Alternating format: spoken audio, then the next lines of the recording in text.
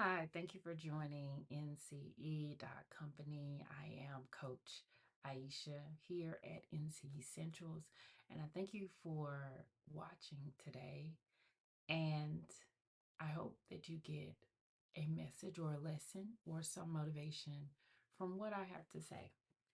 And I decided to share more of a motivational message today, and instead of in how to, but there may be a few steps I can help you with. This is for the talent who I've been speaking to over the last videos. And talent, as I define it, are the visionaries who have created companies who saw something from nothing and created it from a idea that they could see themselves doing and presenting to the world and also profiting.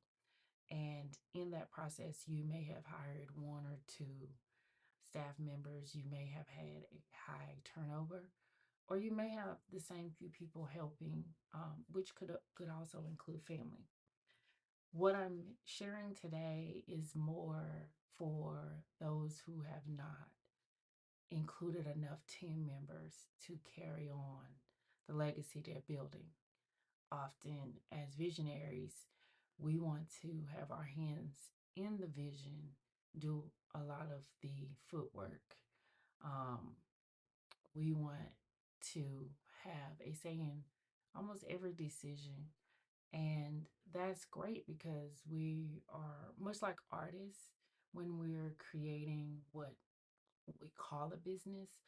But for us, it's more like our baby. It's more like a work of art, and we don't want to often take our hands off of it.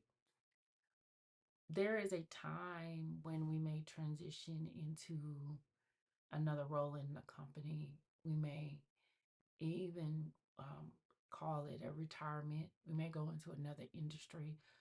And for a few, some will sell their company. They will have that luxury, that option to find a entity to buy the company and actually be able to retire and then do more traveling or way less work than they were doing when they were building their company. If that is you, I wish you well in that journey because it must be a blessing to have put in decades and decades of your blood, sweat, and tears, and then for someone else to see your vision and want to take it and run with it, and then you don't have to play the same position or lose as much sleep or have as many meetings or solve as many problems and your role changes. But for those talent who are still hoarding their time and hoarding their vision and limiting the growth, this is for you because you were the one who came up with the idea, or you're the one who started organizing and doing all the research. I can see why you want to maintain your position, and often you have an experience of having less to work with and now have made more from the little that you were given. You knew how to manage your resources that you were given because you're very resourceful. The question is, what will you be doing in the next decade that you can afford yourself now? Like, what can you afford to do now as far as your time and your planning and your energy so that in the next decade you may have it easier or lighter or in the least have the option to be human? All right, what do I mean by human? You're working like a robot, or you're working like a superhuman, not getting enough sleep, eating the right things. If you haven't made those lifestyle changes to adjust, then this is directed to you because you feel like you must carry your vision. You also feel like you must be the hands and the ears and the feet and the brain that still manage it years and years down the line. And you have yet to hire your second in command, or you have yet to train, you have yet to offer internships for replacement or those who will be around to follow the systems that you've created, to actually capture them on paper and present them to a team of people who can do it in your absence. And in your absence only means because you're human, life can happen. You can have bad days because you're human. It is absolutely okay to experience and be a person.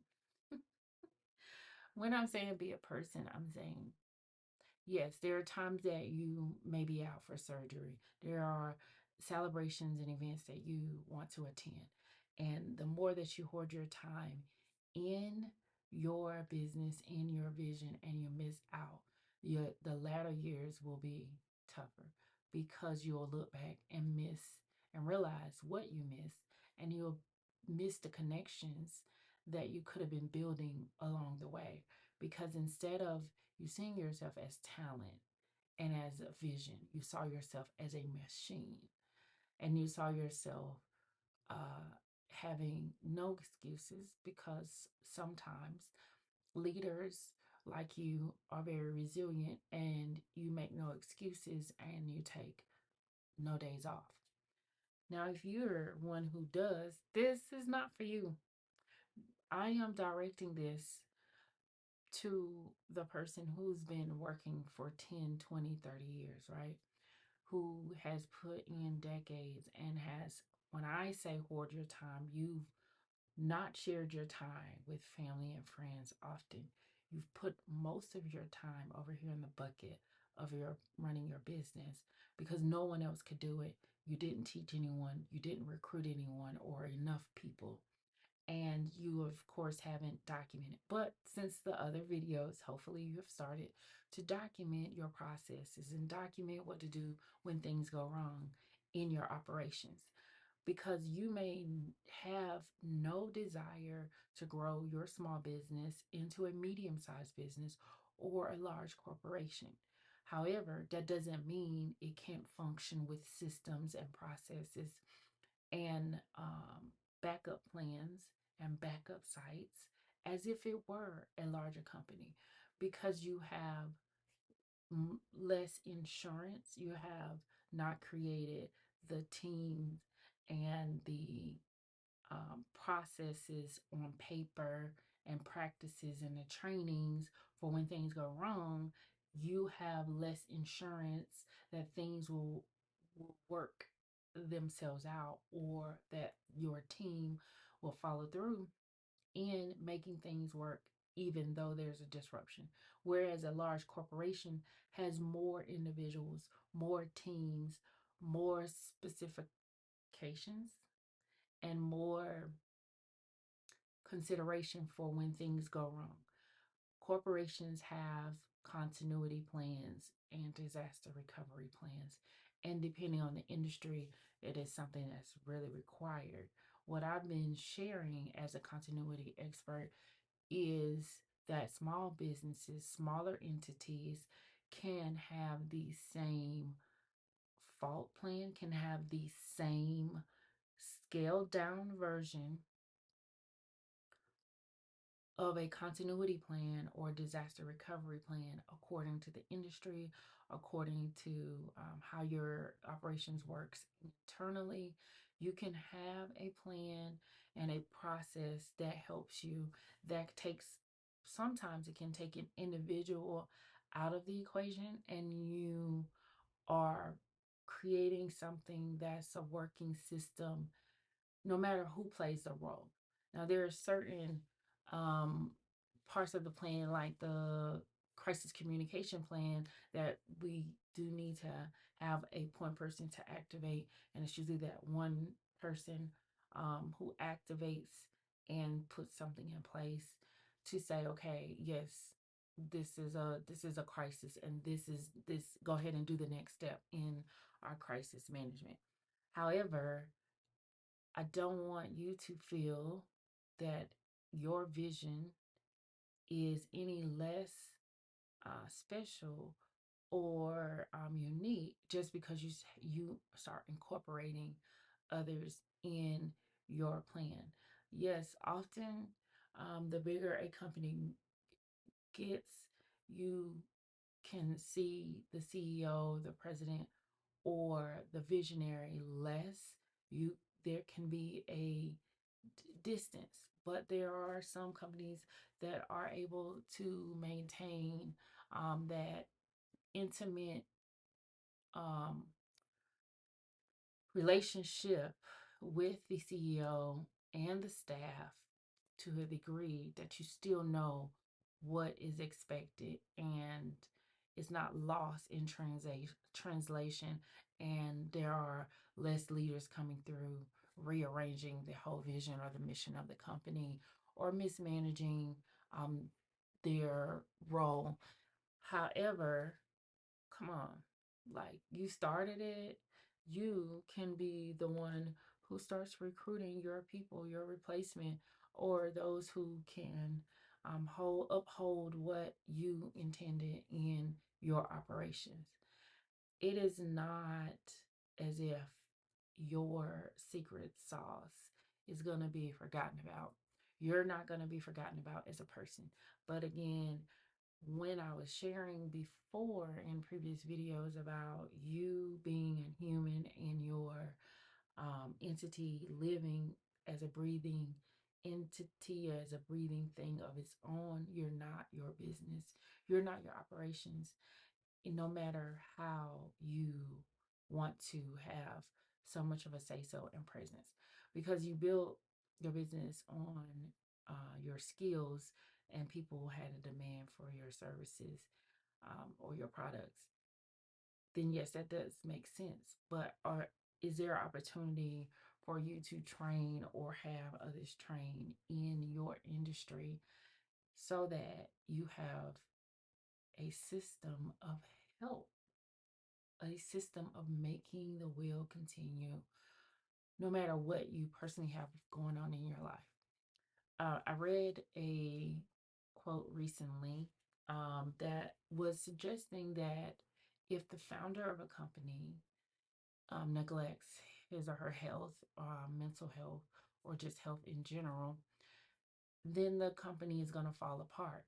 And my question was like, who said that? If you have the people and the processes in place and there is enough training to make things happen without the founder being present or the role of the person who normally manages, if they are not present, what do you do? Does your company stop making a profit when you're absent? And if so, that's when you work out a plan. It might feel like a slow, never ending process, but that's when you start thinking about who do you need to recruit to make this happen? What are the legalities? What needs to be on paper? Who and what needs to train? What is needed to train? What information? Because the skills or the knack that you have may feel very natural, may feel, again, like a talent that you are given, and maybe you put less effort in um, presenting that to the world as a service and more effort in actually doing the parts of the business, working on the business, because that did not come natural to you but your talent did. And so what can we do to make it it your entity, not you, your entity, more of a machine and you less of a machine and you more human, to allow you the time and the space to be human, to actually take part in the life. So you're building a life that you're not even able to enjoy because you've treated you, your body, your brain, your hands as machines, as as one collective machine.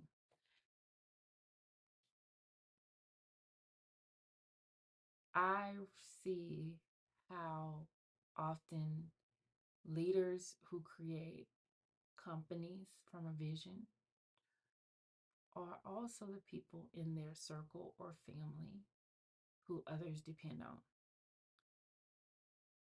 And when others depend on you, it is a lot of pressure because you're hoarding your time here so that the benefit will be here for those who depend on you. But if you haven't learned how to manage your time and to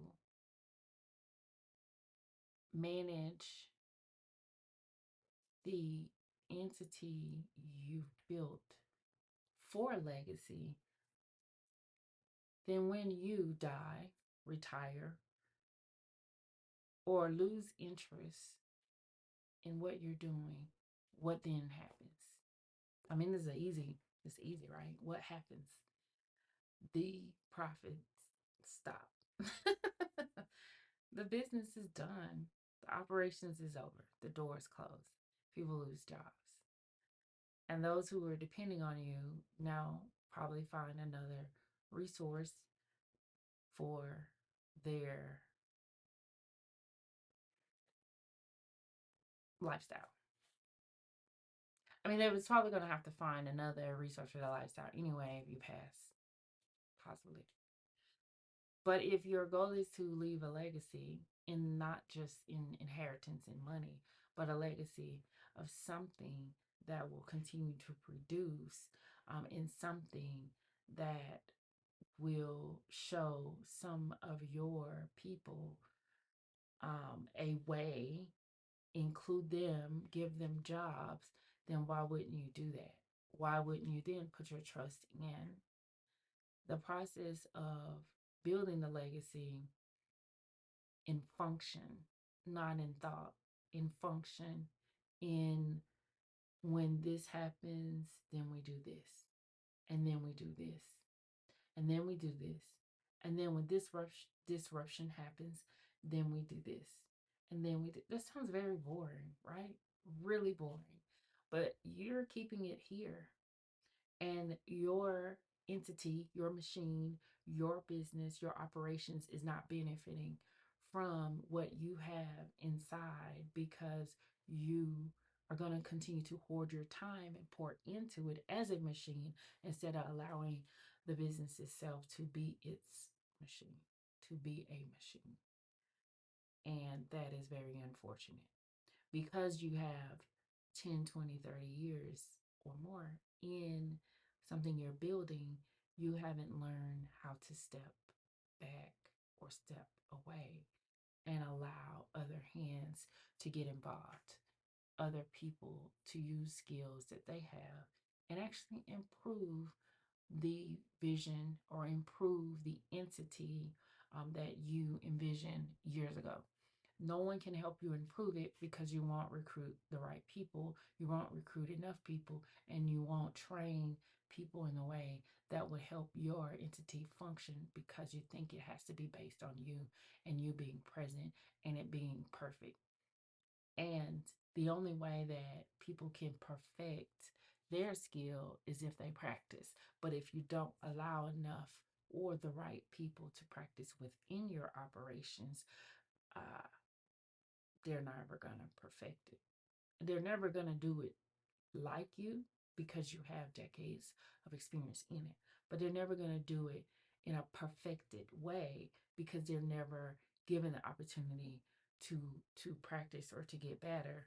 And often a company like yours, a smaller company, can take a risk on a new apprentice because you have the time to train and you have the attention and you have the resources that a larger company may not afford someone, and then send the, and then that's somebody you can recruit. Like a larger company could train someone, but if a larger company trains an apprentice, that apprentice is most likely going to stick with a larger or bigger company, because then they're going to feel like they have earned their salary.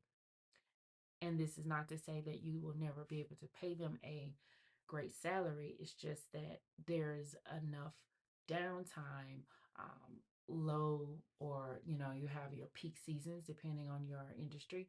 You have enough downtime that an apprentice or intern can learn from a master of the trade, versus a larger company that needs to move faster.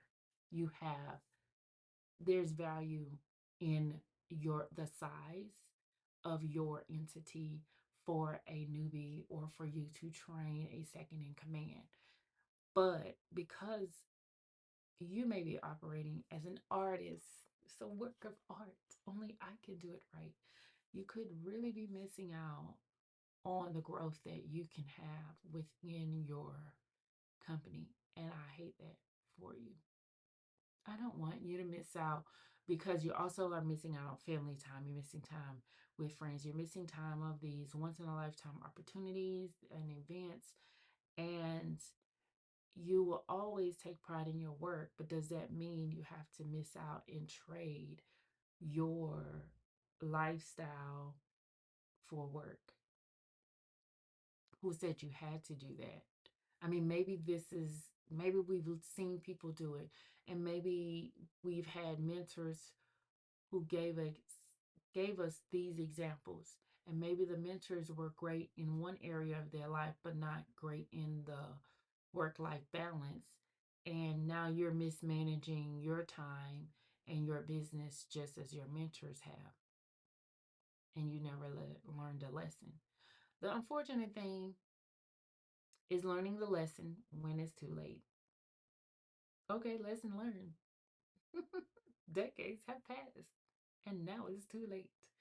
And people always say, well, it's never too late to make a change. Yes, but there were opportunities, there were events, there were lifetime moments you missed because you hoarded your time and never showed anyone else how to run your business. You hoarded your time and you never shared enough time with the people who you said matter to you. You never distinguish between what was important and what was important at the moment. Is it too late? I don't know. You have to answer that question and change those habits. But I do want you to see that you are not a machine, you are human, and life will happen and you will get interrupted. And most of the time, when I am working on a continuity plan, uh, I'm looking at the personal, because some of the businesses that I'm working with actually have to take an account of one leader, one main staff member who has yet to themselves, multiply their skills, recruit the right people. So it has to be from the personal standpoint of what disruption will impact this entity, what disruption will not just impact the entity as it relates to environmental changes, market changes, changes in the laws, changes in the regulations. I actually have to take into account what personal issues or personal disruptions could happen to you that then impacts your profit, or impacts the hands that is running this entity. And then we pause on operations, therefore pausing on the profit. So if we know that there is no plan and we put a plan in place, we can better prepare. But not only that, consider the legacy, consider the long run, consider the results that you're looking for in the end or in the future, so that it doesn't have to die. when you are not present. Legally, like getting into legalities, legally, people can always take over your entity and then keep the legacy going because you did not include them. There is no power of attorney. They're not a member of your LLC on paper. You haven't made an operations agreement.